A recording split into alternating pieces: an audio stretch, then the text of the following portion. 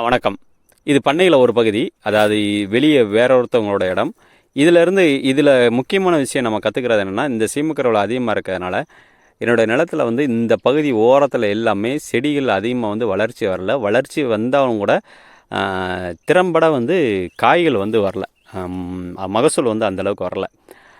காரணம் வந்து சீமக்கருவேல அதிகமான நிலவடிக்கிறதுனாலையும், அதே மாதிரி வெப்பத்தை அதிகமாக வெளியிடுறதுனாலையும், அதே நேரம் சத்துக்களையும் அதிகமாக உறிஞ்சுறதுனாலையும், அதனால் வந்து இந்த பகுதி இந்த நெட்டாக சுமார் ஒரு 250 அடி நீளத்துக்கு ஒரு 20 அடி 15 டு 20 அடிக்கு பெரும்பாலும் செடிகள் எதுவுமே அந்தளவுக்கு மகசூல் வரல. இது இந்த வருடம் வந்து எல்லாமே தோண்டி எடுத்துட்டு வேரோடு தோண்டி எடுத்துட்டு திரும்ப சீமக்கருவேல தான் வளரப்போகுது.